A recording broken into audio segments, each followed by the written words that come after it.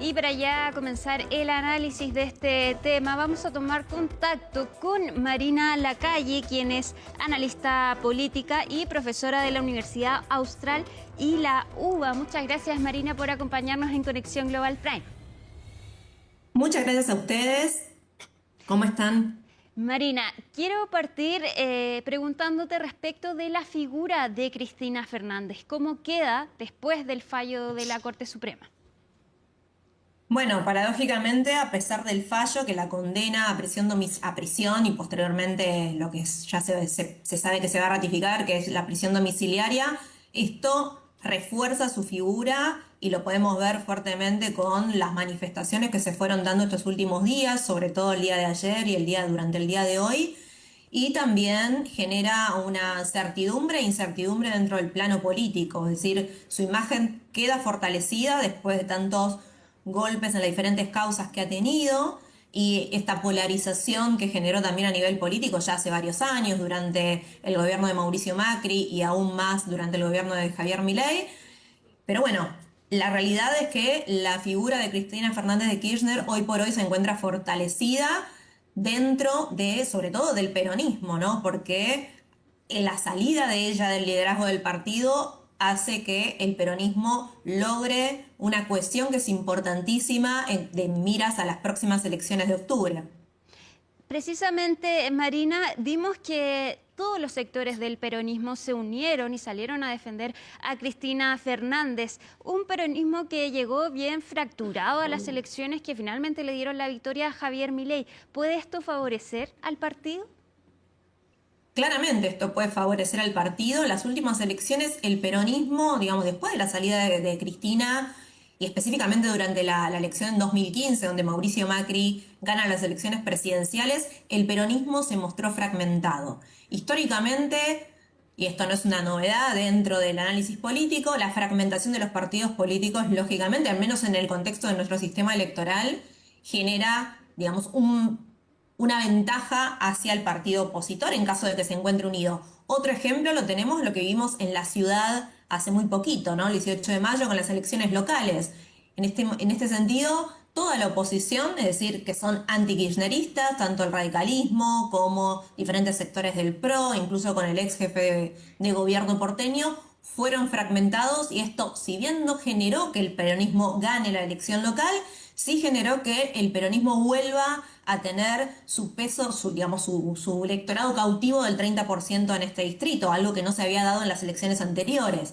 Es decir, la fragmentación del peronismo históricamente lo perjudicó. Esta vez con la figura de Cristina Fernández de Kirchner fortalecida y esta decisión de la Corte Suprema de dejar efectiva, ¿sí?, su condena, hace que el peronismo incluso Axel Kicillof, que es el gobernador de la provincia y que desde, digamos, su segundo mandato como gobernador empezó a distanciarse de su hijo, de Máximo Kirchner, y de lo que representa la cámpora, es decir, a los sectores más duros dentro del kirchnerismo.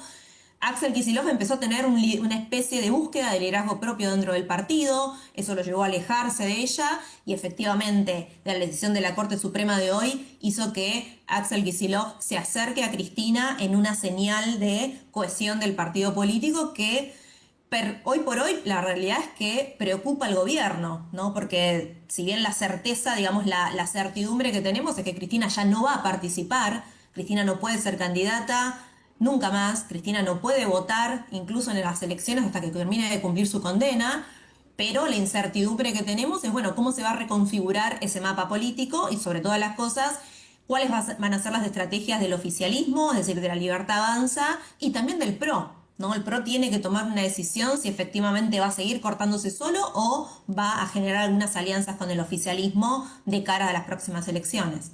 Marina, respecto del rol que puede jugar Cristina Fernández, ¿cómo puede ella trabajar en la arena política dado que ella no puede acceder a cargos públicos? ¿Va a seguir o esperamos la salida del escenario político de Cristina?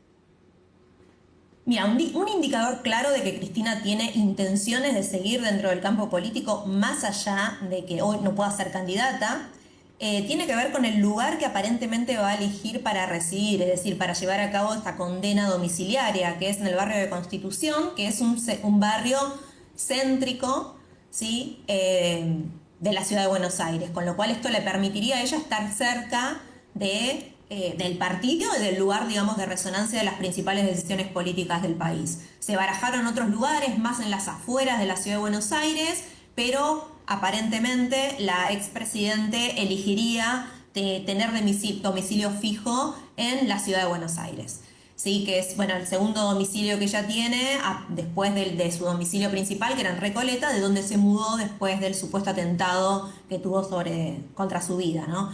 Entonces, sumado a esto, más a la probabilidad que se está barajando de que Cristina siga teniendo comunicación, es decir, que se le puedan hacer, por supuesto, visitas, eso como cualquier persona que está privada de su libertad, pero a su vez que pueda seguir dando conferencias, es decir, que se pueda seguir expresando públicamente. Entonces esto reforzaría mucho más esta posibilidad, digamos, de que Cristina continúe siendo una figura fuerte dentro de la política. Sumado a que, digamos, no sé si llamarlo folclore, pero sí en la cultura política del peronismo, dado que su líder, Juan Perón, estuvo preso en Martín García, estuvo incluso condenado y posteriormente exiliado en España durante mucho tiempo. Digamos, la bandera del peronismo ha sido históricamente reivindicar a sus líderes más allá de sus condiciones legales y judiciales, ¿no? Entonces esto a Cristina de nuevo refuerza su imagen dentro del partido y la refuerza a ella como una figura que puede generar impactos todavía en la vida política, más allá de que esté privada físicamente de su libertad. Marina, me gustaría ahondar en lo que decías respecto del oficialismo, porque la campaña de Javier Milei se construyó con la lógica de enfrentarse a un adversario, al enemigo. Parece ser que con esto el enemigo se cae y cómo entonces puede rearmarse el oficialismo. ¿Esto le afecta negativamente o no? Potencialmente le afecta negativamente. Es muy pronto todavía, igual para generar alguna digamos, hipótesis con cierto nivel de consistencia, pero a ver, yo creo que el oficialismo tiene dos caminos, como te mencionaba antes, barajar y dar de nuevo con aquellos partidos o agrupaciones políticas que se encuentran más cercanas ideológicamente, donde el PRO es el partido más inmediato, digamos, en esta escala de polarización. Y la otra es, bueno, buscar o refrendar aún más esta cuestión, esto que vos mencionás, ¿no?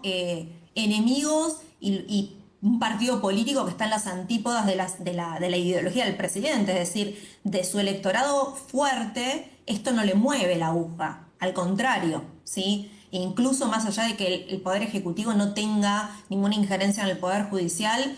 A ver, un argumento simbólico es, bueno, durante la presidencia de Javier Milei, efectivamente, Cristina, con todas sus demandas, con las demandas que tuvo que enfrentar y con esta decisión de la Corte Suprema, donde efectivamente termina encarcelada, bueno, es un gesto, ¿no?, con el que Javier Milei podría llegar a hacer campaña. Ahora, eso no alcanza.